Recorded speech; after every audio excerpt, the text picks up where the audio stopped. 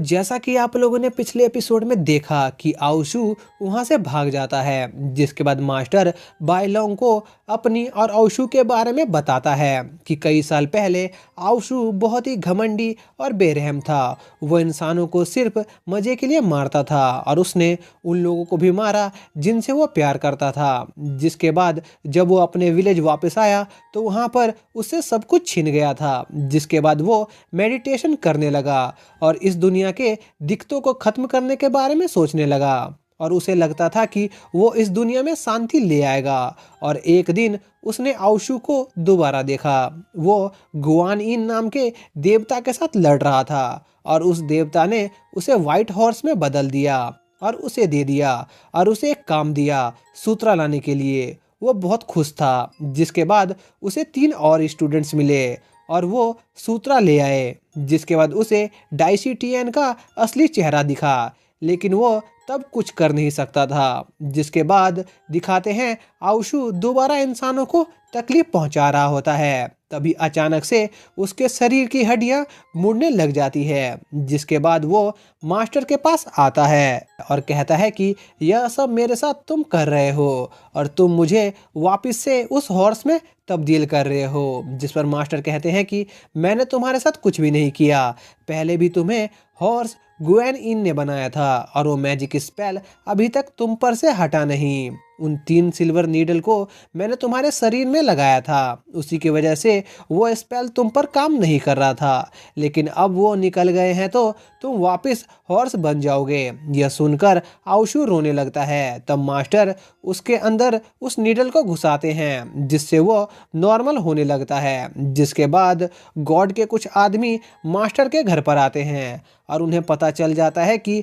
Master ने उन्हें धोखा दिया है। जिसके बाद मास्टर का सीन दिखाते हैं और मास्टर आउशु से कहता है कि अब तो हमारे साथ वेस्ट जर्नी पर चल रहे हो, नहीं तो हमेशा हॉर्स बनकर रह जाओगे। जिस पर आउशु गुस्से में कहता है कि मैं तुम्हारे साथ जाने से अच्छा हॉर्स बनना ज़्यादा पसंद करूंगा। जिसके बाद बाइलोंग और मास्टर वेस्ट जर्नी पर जा रहे होते हैं। तभी उन लोगों को भूख लगती है और वो आराम करने के लिए एक स्टॉल पर रुकते हैं। वहाँ पर मास्टर उस स्टॉल के ओनर को उन्हें फूड और ड्रिंक लाने को कहता है। स्टॉल का मालिक उन्हें खाने में मीट के लिए पूछता है, जिस पर मास्टर बस वेजिटेरियन खाना मंगाते हैं। यह सब आउशु दूर से देख रहा होता है। जिसके बाद बाइलोंग मास्टर से पूछता है कि हमें वेस्ट जर्नी में कैसे लोगों का सामना करना होगा और वो डीमंस कैसे होते हैं। मास्टर बताते हैं कि दुनिया में अच्छाई और बुराई दोनों होती है और जब किसी इंसान के अंदर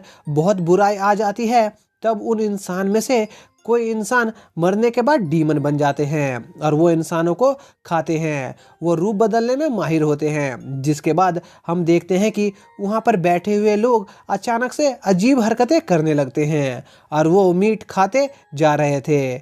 आउशु दूर से यह सब देख रहा होता है और वो समझ जाता है कि इस स्टॉल का मालिक एक डीमन है और उसने मीट पर जादू किया है, लेकिन मास्टर ने मीट नहीं खाया था, इसलिए उन्हें कुछ भी नहीं हुआ। जिसके बाद वहाँ के लोग मास्टर की तरफ बढ़ते हैं और उस स्टॉल का मालिक वहाँ पर आकर बाइलोंग और मास्टर को वार्म रोप से पकड़कर जमीन के अंदर ले जाता है। जिसके बाद वहाँ पर आउशु आता है और वो मास्टर को बाहर निकालने को कहता है। जिसके बाद सीन चेंज होता है और बाइलोंग एक अंडरग्राउंड गुफा में होता है और उसे वहाँ पर इंसानों की लाशें टंगी दिखती है। वो डीमंस इंसानों की लाशों से वो मीट बना रहे थे।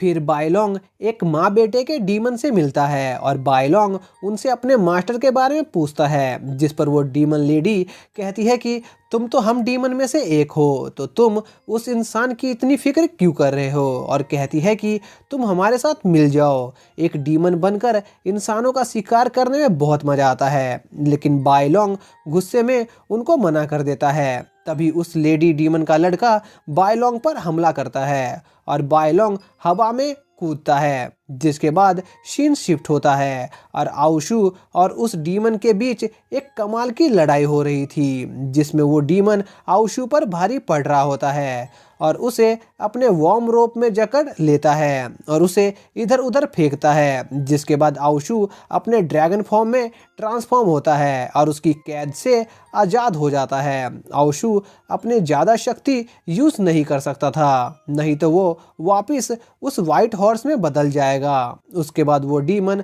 वापस से आउशू को अपने रोप में जकड़ लेता है, जिसके बाद सीन शिफ्ट होता है और हम मास्टर को देखते हैं जो मेडिटेट करके अपनी ऑरा को बाहर निकालते हैं। इनके पास भी सूत्रा की थोड़ी शक्ति होती है, जिससे वो डीमन रोप इनके पास नहीं आ पाते हैं। फिर वो अपनी ऑरा का यूज़ करके उन डीमंस रोप को दूर फेंक देते हैं। जिसके बाद मास्टर आगे बढ़ते हुए एक डीमन रोप को पकड़ते हैं, जिससे वो इस जगह के बारे में जान सके।